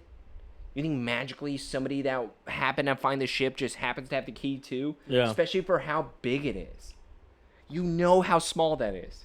Mm-hmm. It just seems so unlikely. Hamilton is just the worst doctor, but again, he's cracked out. Bro, severely cracked out. Severely. He has severely. jitters. So we go to the barn, right? I love this. Oh, I bet you do. Oh my God, do I love Because we have Clark walking into an unannounced person just sitting up and violating his telescope. She can violate it. Lana is just peeping through and just chilling at the barn. Just using your telescope to look at my Aunt and Dean having sex. I'm not going to question why it was already pointing at my house, but you know what? We're just going to ignore that right now because I'm just going to watch it too because, yes, Joseph, Nell and Dean must be banging. Dude. And Lana's like, I just want them to fall asleep. Can they go to bed? I haven't slept in like 2 days, Clark. This is like the 40 days and 40 nights where she's going to start placing bets. I need this house for another 24 hours. There's no way you can last another 24 hours. You'll die. $10 says you'll die? Yeah. Damn. Good. Yeah. They're definitely having sex. But again, this is where Lana is telling Clark, this is why I'm hiding out. And this is where you're going to be getting, once again, kind of the two-sided of the line. Clark looks like the biggest piece of crap in this scene. When Lana, even with me pausing it right now, her eyes are gaping wide because Lana explains her situation, why she is there. Clark, well, you chose the right place. He's so pissed off. He's so upset. He can't hide any type of emotion. I know, even her face, she's like, what's wrong? Apparently you want to talk about your feelings. Yeah, what about me, Lana? I'm breaking up with Pete right now. But this is where we also kind of find out some things. Clark opens the conversation with, have you ever regretted telling somebody the truth because of the way they've reacted to you in return? And we now find out that Lana did send the tape. And in fact, she did break up with Whitney. And he even says, wow. Like, he's actually, he takes a moment to pause. I didn't think you'd follow through with that. I hate that. You don't understand. I hate this scene so much with Clark because at this point, I should be smiling. I should be happy. I should be in the back of my mind as a 15-year-old kid. The girl of my dreams is single. Chloe and I have already solved our issues. Everybody is completely wide open. We are good. I have done my due diligence. I have been the good person. Doors open.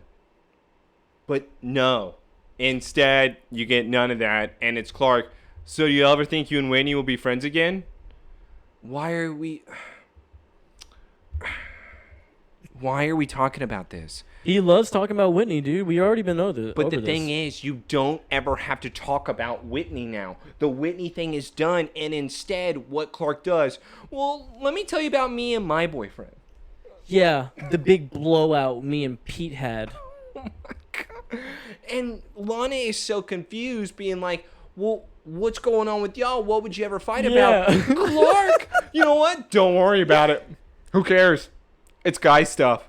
Dude, what is his deal? What, you can't just say that, and Lana even throws in his face. Typical Clark Kent, always wanting to hear everybody else's secrets, not wanting to ever divulge his own secret. He always then goes into the shadows. He looks so dumb in this scene because he even then responds, Lana, don't you think that maybe some people are just not comfortable showing you feelings while others are? Ooh. Bro, Lana in previous episodes even explained to you, saying that it was hard for her to open up to people ever since her parents died because she was so confused on how people would perceive her as that weak girl. Yeah. What are you even thinking about saying to this woman right now, man? And she even claps back, bro. She's like, I don't think it's comfortable for anyone, but if you care about them, you tell them, bro. You tell them. Tell them the problems. This is episode 3, and this is the 3rd episode in a row. She's thrown her shots. Oh, yeah. That she is not going to be letting off this season. Other than being attacked by the stupidest tornado, I mean, yeah, she's been great. Yeah, but it was 3 combining into 1. No, it still doesn't count. It was like a Power Ranger. A Zord. So it was so bad. And it's because Lana even goes, you know what? Sometimes you just got to be able to open up and be honest with people. Clark, yeah, maybe you should go tell Nell that. What? Dude. The hell? And his face as she walks out, he's just like, shit. It's like, yeah, shit, well, bro. Like, what? She looks at, thanks, Clark. Like, she might as well flip them off, too. It's because it's, what? What type of response is that, you moron? Dude, it was very rude. By the way, I think he let her use his telescope. I'm just going to let you know this right now. Maybe he was mad about that. It's not as equal, but man, it's close. That was almost as equal to me as her calling him brother. Oh, man. That's how bad that scene was to me. I mean, Clark, yeah. Because not only was she talking about her breaking up with Whitney, you then focused on you and Pete's problem. She then wanted to open up about that problem, and you then say, don't worry about it. You are the worst. You are the worst person on planet Earth. Dude, you really hate him. You have your shot. You have your shot with her. You're ruining it. Maybe Clark is the gay one. Yeah, something.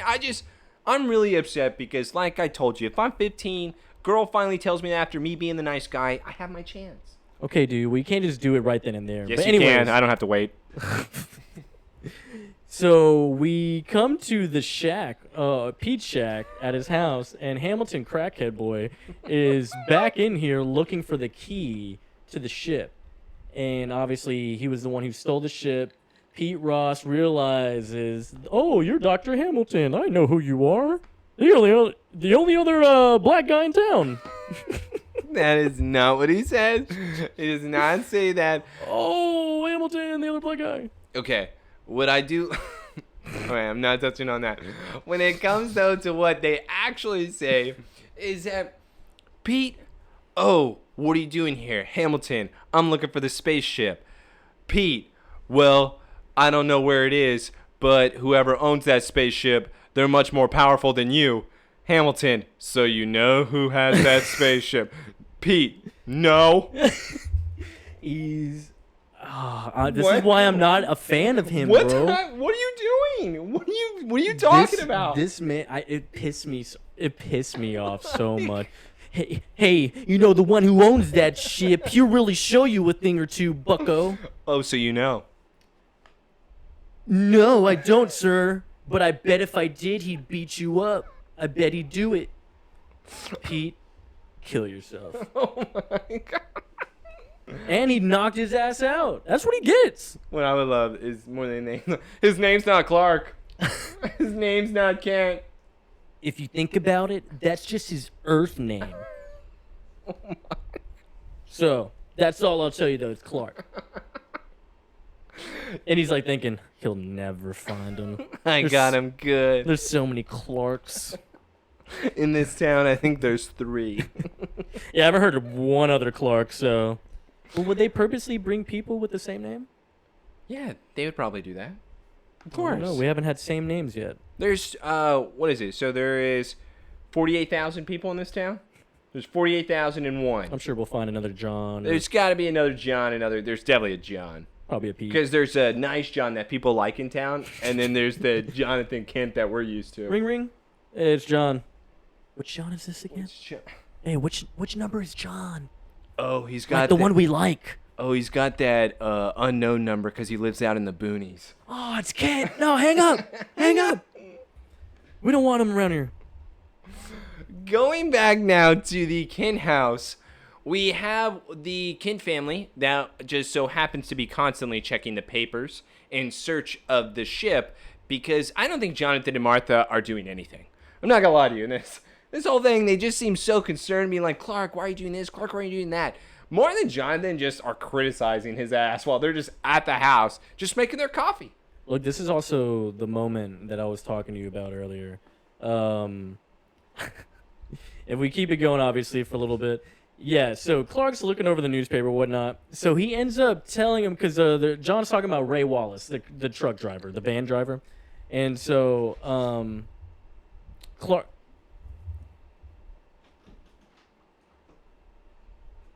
What does John say here? Clark, I want to talk to you one more time about Pete. It's like, why?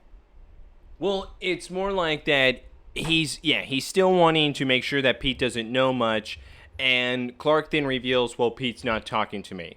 Martha immediately motherly concerned. They well, both why? look at each other, yeah. I told Pete. I told him everything.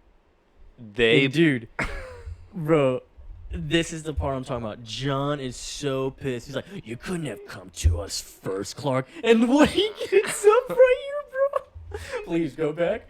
Go back just like the last, 5 seconds. Dude. Just so that he steps up to his son. He's like, I really didn't have a choice. He saw us. Like, what do you mean we don't have a choice? You could have come to us first and come up with another line? Dude, that face. And when he's like, what the hell did you just say to me? Okay. I will give you that it's because whenever he says, Clark in return, what do you want me to just come up with another lie? Jonathan immediately switches, get the belt He literally, now. jaw drops, eyes widen. He gets up, bro. He gets up, stops making... When I look look at it. He's approaching his son look with what Clark's intent doing. to harm. He is about to harm his son. He's about to... I mean, Martha already knows. She's probably reaching for the belt somewhere. Like, She is reaching for the kryptonite belt. Somebody's ass is about to be kicked, but Clark immediately just walks away when Dad starts approaching. yeah, John's just... He's like, I'm hey, just gonna walk away. You know, it's crazy, Clark. You said this, Look, right? he's dancing the He's like, you sun. said this, right? So it's crazy. I'm going to kill you now, and Pete's not going to have to worry about a damn thing. But the phone is ringing. And when it comes to Martha answering this phone to rudely disrupt this family time, is that it happens to be Pete's mother checking to see where her son was. Well, he has now gone missing. We have not seen him. This is where Jonathan immediately looks at Clark and says, with his head, he's nodding his He head. doesn't say anything. Hey, He doesn't say anything. He says it all with his actions. Don't you dare. He says it all. Bro, that was my favorite moment. Oh. That whole scene was my favorite moment because just the cherry on top. He's like, yeah, Pete went missing. Pan to John. He's like, yup. Look Remember what I told you? Look what you did. Look Like, what you did, it Clark. was This like- is your fault. Remember when I said it would be a burden to other people? You're an idiot. You're an idiot. Oh, and by the way, you're grounded. I'm going to whoop your ass. Yeah, just wait till we find You Pete. thought meteor rocks weren't your best friend? Just wait. I'm going to put them in your pillow tonight. And I'm going to fill up my pillow with them, and we're going to town. You may find one in your shoe, too. Don't break a leg. Dude, he's abusing him tonight for sure. But Yeah. rightfully so. Yeah, I was going to say, but at that point, come on. If I ran into that and I knew what he did, I'd be like, yeah. And I'm going to also agree with Jonathan there at the very beginning. Why would you ever tell Pete? You know who deserves to know? And truth be told, I would have to tell Chloe. And it's because Chloe would be the one that I'd be most scared of. I would feel like I would have So to. you would tell her? Yes, because I would not want her to be able to make me a case and assault me. Velma's eventually going to do it. I would not, I mean, the way she solves this case that we're going to get into here, I just feel like she is the one person I would have to tell because otherwise she's going to find out. I'd tell Lana for sure. Why? Would you show her your super strength first? I'd actually count on her to keep her secret more than Chloe. Hey, you know what's funny is that you actually already showed Lana by taking her up at the top of the windmill and showing her Metropolis. Because how else could she get up there when she was too scared to climb the ladder? Joseph? Remember when she didn't remember that She she's been there? She didn't remember, actually. So that means that we're just going to have to ignore that. What if that was just a dream in Clark's head? What if that was a dream in her head? Ooh, I like that more. That would make more sense. Why? Why would he have a dream about taking her to the windmill? It should be reversed because that's her special place. Yeah, but he probably heard her say that's her special place, and then that's why he had a dream about taking her to her special place. Hey, Lana, you want to go to your special place? He had a dream about floating over her while she was asleep. Dope. All right, getting back to the episode here, we are now back at the Talon. And we get Nell again. I hate this scene. I hate this. Should we just brush over? Let's just brush over. No, we're gonna brush over. Yeah, this. we're gonna keep. We're this brushing playing. over So, this. All in all, Nell and Lana are meeting up for some long overdue spent time together, and Nell is then explaining, "Don't worry, Lana. I'm gonna be able to. I see how me and Dean, how us banging in the house has been affecting you. How with you not being around, we feel like that Dean has maybe overstepped in some areas. So you know what? I'm going to make it a focus that I'm going to care about your feelings starting now. Cap. And by the way, Dean thinks your feelings are important too. That's why we're going to spend more time as a family." What do you mean family? I was going to save this for later, but you know how I can't keep my mouth shut? Guess what? Dean and I are getting married. So you don't care about Lana's feelings now. Yeah. So you just go against everything that you just mentioned about caring and wanting to focus on her. This is a Whitney move. This is... Let me lay out the picnic, nice little date. Hey, guess what? I'm going to the Marines on Saturday. Oh, by the way, you're going to have a new uncle. That just sounds weird. You're going to have a new uncle that you're going to live with. Oh, Uncle Dean. Uncle D. Yo, Uncle D. I'm already disturbed. I don't want to continue this anymore. Uncle D. We are now All right, going over to so the yeah, next. let's get away. We get out of the town. We go back to Hamilton's lab. Pete's tied up, bro. Pete? And Yeah. then of course Pete's just like, I was just fronting, bro. I was just fronting, man. Like I was just fronting, dude. Okay, hold on. Before you get past any of this, I have to pause it real quick because I have to acknowledge this. Okay, Hamilton was yelling at Pete, being like, "Where's the ship? Where is it?" Pete was completely passed out. So how long was Hamilton like trying to talk to Pete or acting like he was talking to Pete? Like it really bothers me because it's like, man, you knocked him out. Were you like talking to him the entire time as if he was coherent with you? Yeah, it's weird. You know what I just thought about too is that remember in Jitters when Earl like Yes, yes. he points Pete out like for no reason and shits on him. Oh my. Do you remember that? So you're saying kryptonite has an effect with kind of showing you that Pete sucks. Yeah. It's like a man being like, you need to get rid of this person. And I think all like the black people outside of the town, What? outside of his family, hate him. Like, Oh my God. if it's not his family, they hate him. And what does that tell you about Pete? You know what it tells me about Pete is maybe he tries really hard to be like the best and the cool guy. I want to be the very best. Like no one ever was. To catch them is my real test. Ooh. To train them as my cause. Oh. Dun-dun. Pete Ross. Flawless.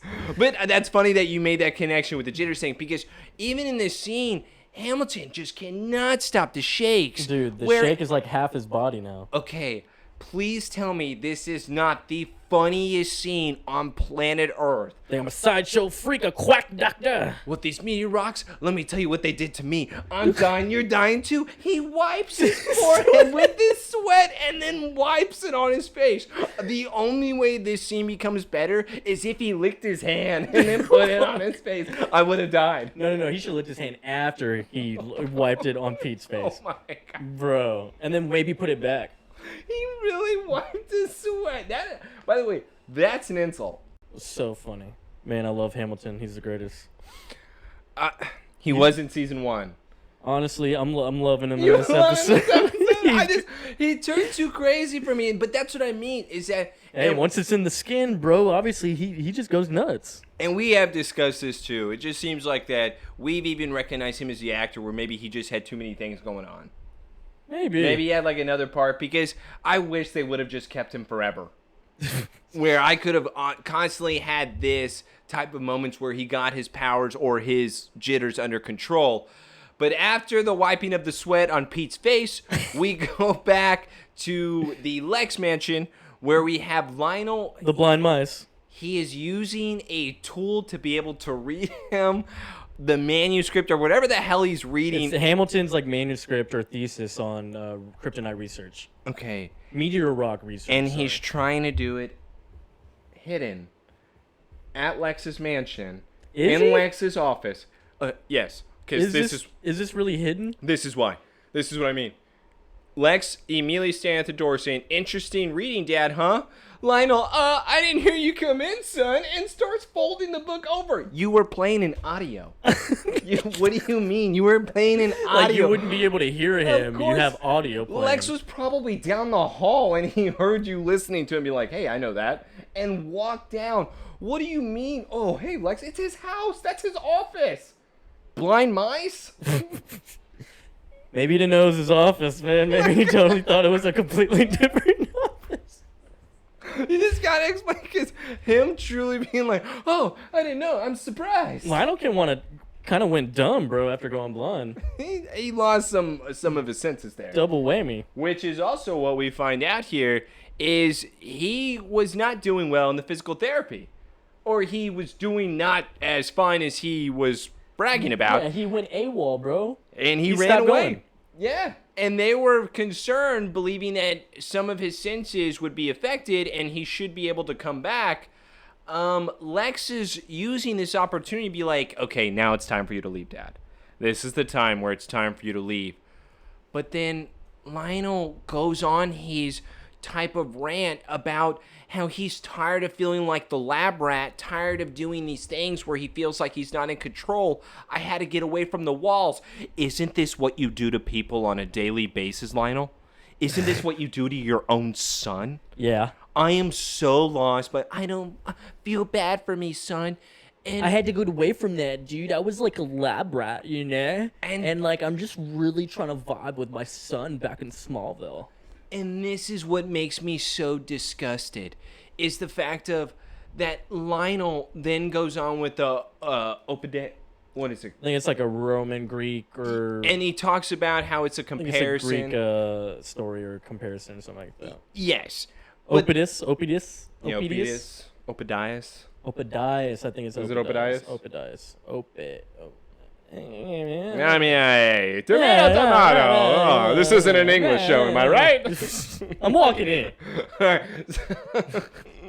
But now it's going on where Lex immediately listens to his father and buys into it. He gives in once again, where this should have been the opportunity for Lex to be able to say, "It's time for you to leave. I heard you listening to Dr. Hamilton. Why were you trying to make a deal with a quack? You know what, Lex? I'm gonna just do some of the things I want to do because I find some of Hamilton's research interesting. Okay, get out of my house. Leave then. If you want to do those things, then go." Yeah, honestly. Why is Lex not putting his foot down? I don't get it. This is my home. Technically, yeah. He put him there. My house. My I'm running house. the company and shit. I'm running the company here. What are we even doing? And somehow, Lex, just in this season, He's been a doormat this season. yes, the moment that you like mention like a little comment to Lex, he turned it into like a big ball of goo, where he just, to your point, he becomes a carpet, a mat for me to just walk on. Dude, chill out, man. I'm tired of it. This is weak. Duplicity. Duplicity. And so we go back to, I guess this is high school. This right is now. the Smallville Clark High. over here, you're wearing yellow, bro. Whoa. Did you notice how weird that is? He's wearing just a plain yellow tee. No wonder this scene threw me off. And by the way, you think that maybe he was running late on set? And so this was him just having to run into the scene real quick, and that's why he looks a little out of breath. Because this scene is truly about 30 seconds long, where Velma, a.k.a. Chloe, figures out everything. Where she says, hey, look at this hospital report. Look who signed in. Oh, Clark. Hamilton. It was Hamilton. So this is my theory here, Clark. Classic Back to the Prom or the spring formal. Oh, you mean Batman? Yeah, classic Batman. Yeah, classic. No, spring formal looks exactly like it's panning out and shit. How she's looking in the crowd. Yeah, do you think she's still going to look for 3 hours again? Yeah. I wouldn't doubt it. She figures out everything with that, signing in on the doctor's office. So he went to go visit the guy who crashed the car with Pete. They found that spaceship that they say don't exist. Hamilton went and killed that guy, where then he went to go kidnap Pete because they're the only ones that know about the spaceship. Velma solved it within 30 seconds. She turns around. Clark is not there. We have the panning out, a.k.a. spring formal. I still say Batman because if she looks for 3 hours, I swear to God. She would, though. She has to solve it, bro. Back to Hamilton's lab Oh, here. the Hamilton's lab. Should be like our actual lab. That'd be great. But, This yeah, man so we just go has back. liquid kryptonite Dude, everywhere. and he's about to inject this man like another syringe. What is this? Is this his little I guess what do you call it? His style is his murder weapon, the syringe. You know what? Hold on. What if the tattoo boys were getting their ink from Hamilton? Oh shit! And that would explain why it looks exactly the same type of liquid. Well, because they would buy it from. They would buy it from somebody, and there would have to be a local dealer of something like. Holy shit! They bought it from Hamilton, And it makes sense because remember, Lex hired him for research. and he would have been experimenting with new things, aka kryptonite ink. He's the black market god. He dude. is the dude. Yes. He's really the villain. And that's what I mean. He was the perfect one in season 1. He definitely deserved that title. I just hate that we had to turn him into jitters with Pete's episode. It ain't over. Not over till it's over. And then he had to make he had to make a deal with the blind mice. But yeah, dude, it's just so funny because he's about to inject this man Pete with so much kryptonite juice, whatever that shit is. And he was literally about to do it to his neck too, like right here. And I'm just like, why right here? Like right on the throat. Well, And it was so funny. He's like, you know what? I'll tell you something. I'm not gonna tell you anything. You know, you can do that, whatever. Do it. And I'm like, Pete, you're such a pussy, dude. No. Pete was the man, and that's what this episode is showing. No, dude, he was being so whacked the whole episode. I know he was, but that was the point, is that this is supposed to be now the turnaround of the character to be able to say, even though I've been a dick the entire time, I'm now going to be able to fix my wrongs by saying, give me the shot. I could take it. Yeah. Give it to me. Do I get a cool tattoo like Whitney? Show me that ink. Dude. I can't believe that. I can't believe I figured that out. That has to be the It's truth. just a theory, though. No, that's true. No, that's theory. No, I found that out. That's theory. I found out the truth. Pete is about to take it in the neck, where then Clark just slams through. Just By the literally way, slams through the door. I hate the yellow shirt. You don't like it, I right? hate the It's yellow. weird, right? It's weird. Now that you pointed that out, even with him slamming through the door right now, I don't like it. I told you. Yeah, I noticed the first thing. I was like, yellow. Look at Hamilton immediately. He really wants to put it in his fucking throat, dude. He immediately It's turns weird. back. I'm gonna ignore that guy. And give me the answer. Let me just ask this. I know it's kryptonite and shit, but like, why would heating it up be the smartest thing to do in that situation? That would not be the smartest thing to do. Would be the smartest thing to do is probably just zoom and then hit Hamilton, which he happens to do afterwards, where Hamilton then goes flying into the, I don't know, his chemical like little pans or whatever. And then Clark gets affected by the kryptonite immediately. Hamilton thinks, oh, that's his weakness. Let me get my liquid jar, and about to just pour it on this man. Dude, Clark pulled a whole Jonathan thing from season premiere. Just blurting out, I'm allergic to rocks. Yeah, the meteor rocks hurt me. Yeah, right in this room where Hamilton hold on. is. He did that for Pete, though, so that Pete would get rid of the kryptonite that was around him. Come on, at least give him that. True.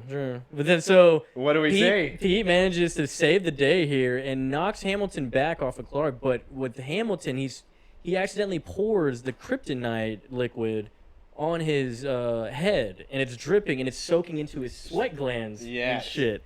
So then he goes full on jitters mode, like what we saw from Earl in last season. And he totally goes Jitters Jr. Doesn't shake the whole Earth or shack, but he just shakes himself to death. Because I guess that's technically kryptonite poisoning? Yeah, where Pete is just now looking over him, being like, don't worry, I'm going to do something. But he's just watching him shake. And then Pete just goes, all right, Clark, it's time to leave. He's dead. Yeah, dude, that part cracks me up so much. He's like, no, we got to do something. And he's just looking like, all right. Dead bodies do nothing. He's dead, Clark. He's dead. He just saw dead bodies. He's like, let's get out of here. And so look at this. They come back to the Kent farm, and they're all with the family, the Kent parents and Pete and Clark, and they're all just standing around the ship now back in the cellar. And Pete is like, Clark, I totally get it, man. I'm sorry for acting the way I did. And John doesn't bat an eye, no smile, no smirk, not even telling Pete he's proud of him, bro. He is so mad still. He does not approve of Pete knowing the secret. Watch. I want you to watch. No, I know he doesn't, because even when Pete's trying to explain, because Pete also has to say this in order to cover his ass. When Hamilton was there and he was trying to kill me, I knew at that time, even though I've been a terrible friend, I just wasn't going to be able to reveal your secret, because Clark, you are important to me. I want us to be friends forever. And this is a very loving situation where Jonathan even acknowledges, Pete, I'm proud of you. He's not looking at Pete. He is looking at Clark as if that they rehearsed these lines together. He's like, yeah, Pete, I'm proud of you, man, but just know this is a tremendous burden. And it's not going to get any easier. And Clark's like, yeah, he's just telling you welcome to the family. And they just laugh and shit, and then John is still not smiling. Is still not laughing. He is so angry that the moment that Pete goes home, he is gonna scream so loud at people. I mean, yeah, and the whole thing too with Pete, he was just like, even after Dr. Hamilton tried to kill us and everything, you still try to save him. It's like, well, yeah, man, I gotta save everyone. I'm Superman.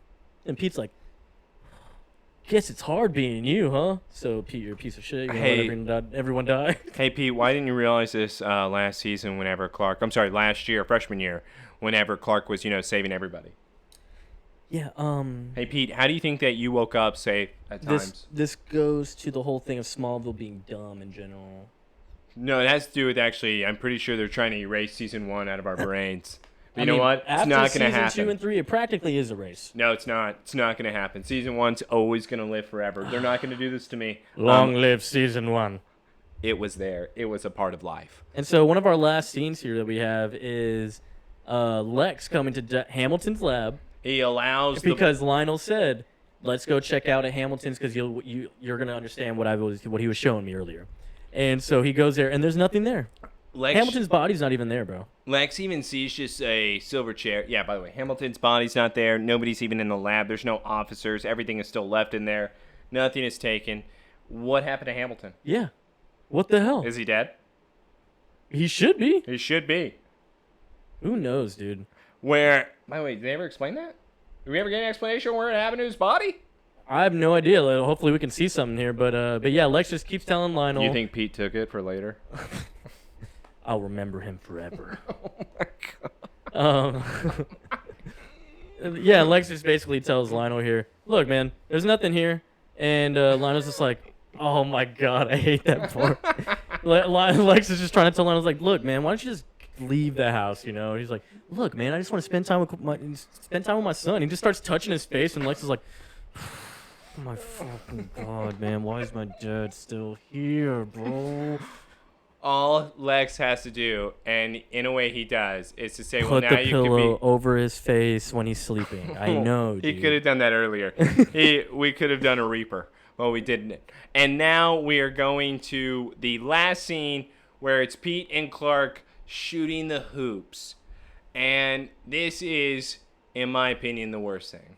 I am just... They're shooting hoops, and Pete's just asking him questions like, so what else can you do? He's like, yeah, X-ray vision. And he's like, you ever look through the girls' locker room? No, I've never I done don't do that. I just have to really focus, blah, blah, blah. And, of course, we're getting nods back to episode 4 last season, X-ray. And he's like, come on, tell me the truth. And he's like, well, maybe once. yeah, just once. And Pete, yeah, That's my boy right there, dude. Pete, that's disgusting. And what then, a pervert. And then also, What a sick pervert. what makes the scene even worse is the fact that Clark is just like, yeah, and he's shooting the ball. Pete, all right, man, you know what? What can you really do? Give it to me all. You know what? Whenever I go up and step up to you on defense, you're never going to be able to get by me. Pete, even though I know you're full of it, shut up. Dude. Just shut the hell up. And he basically has Clark demonstrate a full ass dunk going all the way to the hoop. Well, yeah, Clark just He does pulled the like super a jump. Michael Jordan pretty much. Yeah. I believe I can fly. I believe I can touch the sky. I think about it every night. All right, dude, this isn't karaoke. I bro. spread my wings. And we come to the end of the episode with some good bonding moments for Clark and Pete, huh? How about those bonding moments? Yeah, huh? I'm done. I am like so done with this. Thank God I never have to see Pete again. We are forever done with him. What do you mean? He's gonna be in every episode. What? Why? Yeah, exactly. My question. Wait. From the first episode. Now that he knows the secret, he can't be a big part of it, right? A lot of things in this episode, I just felt like that Pete had a lot of jealousy where he's like, listen, man, you're the farm boy. Chloe likes you. You have the girl trouble. You have everything. You're tall. What do I have? I have my parents being fired from the cream corn factory. I have a news article that keeps being reprinted over and over again. Erica Fox transferred to another school. I don't have anything, Clark. And now you have superpowers. What am I left with? I think that's what Pete was really saying. Yeah. You remember you were in there? Yeah. You know, I was just thinking that we haven't rated episodes in a while. Okay. We have 3 so far. Let's rate them. All right. So it's this easy. First one, Tempest. Sorry, Vortex. Yeah, 6 out of 10. 6? I may give it 6.5 to 7. I'll do 6.5. Dude, you already know what I'm giving Heat. Yeah. Well, we're not on Heat. Yeah, but like. Oh, wait. Actually, when the audience listening to this, yes, they will be on Heat. Yeah, no, Heat's going to be probably 8.5 for me. I'm gonna give it a 9. I can't give it a 9 only because of the ending. I can't do it. Damn, you might be right. Yeah. No, actually, like I really Joseph, didn't he like defeated that her part. with a burning handle. I'll give that one an 8, actually. No, 8.2. No, it's 8.5. Stop trying to get around my score. 8.2. I hate you. 8.2. And so, Vortex for me, I'll give that a 6 as well. This episode, I'm going to give a solid 6. I would say the first one, I'll give the first one 6.5 for Vortex because Duplicity was much worse than that. I'll give this 6.5 because of Hamilton. I'm just going to let everybody know. Next week's going to be a 9.5 episode.